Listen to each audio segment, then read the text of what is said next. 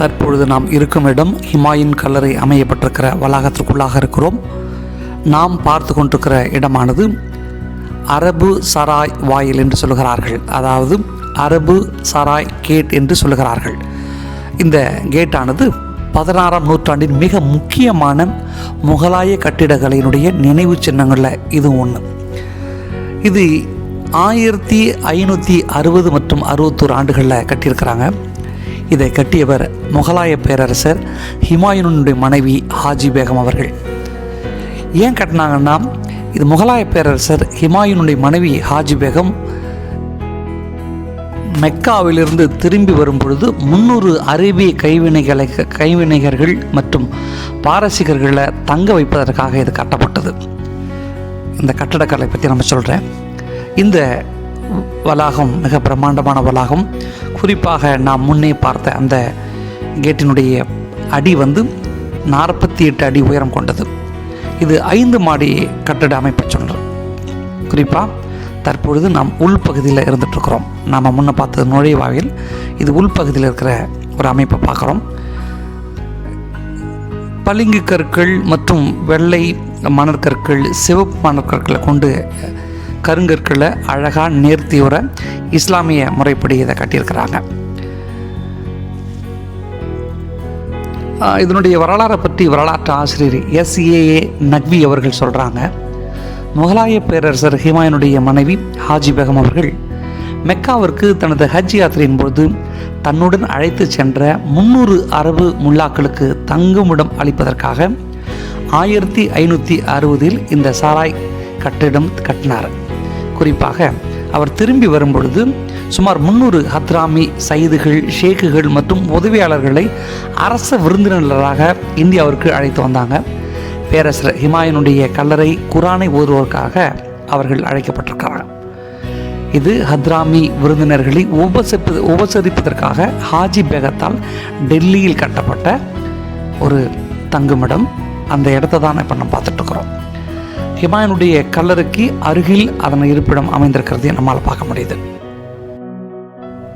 இந்த இடத்திற்கு பெயர் நான் ஏற்கனவே சொன்னது போல் அரப் கி சராய், அதாவது ஹிந்துஸ்தானி மொழியில் அரபு அரண்மனை என்று இதனுடைய பொருள்படுகிறது.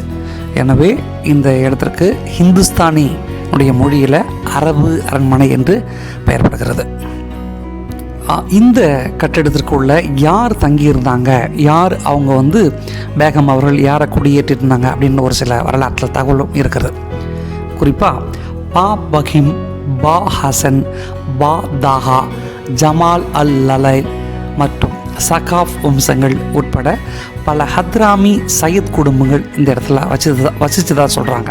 குறிப்பாக பா அப்பூத், பா கதீர் மற்றும் பக்கான் ஆகியோரும் மற்ற குழுக்களிலும் இதில் அடங்குவாங்க.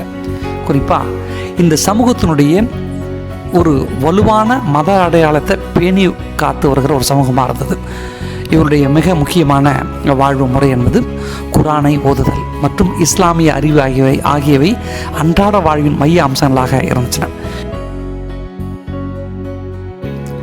இந்த கட்டிடத்தை சுற்றி உள்ள சுற்றுச்சுவர்களை நாம் பார்க்க முடியுது. ஒட்டிய வடிவ அறைகளை கொண்டு இருக்கிறது. குறிப்பாக தற்பொழுது அந்த அறைகள் நிறைய உடஞ்சிருக்கத்தை நம்மளால் பார்க்க முடியுது. வடக்கு வாயில் மட்டும் 12.2 மீட்டர் அடி உயரம் உள்ளது. குறிப்பாக வடக்கு பகுதி மட்டும்தான் பிரம்மாண்டமாக கட்டியிருக்கிறாங்க. இப்போது நம் உள்பகுதியில் இருக்கிற கட்டிடத்தை பார்க்குறோம். குறிப்பாக பளிங்கு கற்கள் அதிகமாக பதிக்கப்பட்டிருக்கிறதையும் பார்க்குறோம்.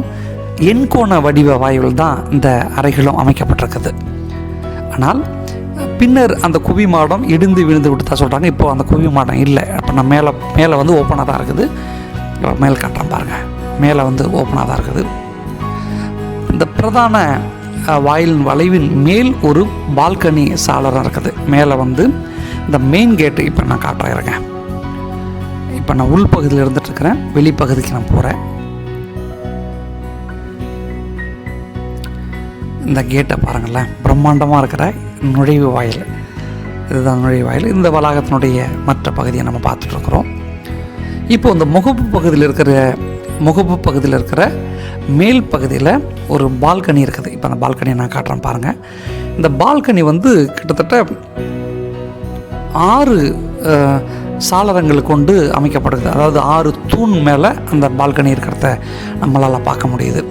6 தாங்கின்னு சொல்லுவாங்க இல்லையா, அந்த மாதிரி எதோ பாருங்க 1 2 3 4 5 6 தாங்கிகள் மேலே தான் அந்த இடம் அமைஞ்சிருக்கிறது.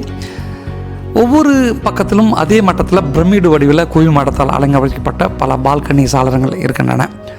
குறிப்பாக குவி மாடங்கள் மஞ்சள் மற்றும் நீல நிற ஓடுகளால் இருக்குது. இந்த நுழைவாயில் கல்வெட்டின்படி கிழக்கு நுழைவாயில் உண்மையில் ஒரு சந்தைக்கான நுழைவாயிலாக இருந்திருக்கலாம் என்றும் சொல்லுகிறார்கள். தொடர்ந்து வீடியோக்களை நீங்கள் பாருங்கள். எங்களுக்கு ஆதரவுகளை தெரிவித்து வருகிற உங்கள் அனைவருக்கும் நெஞ்சம் நிறைந்த நன்றிகள்.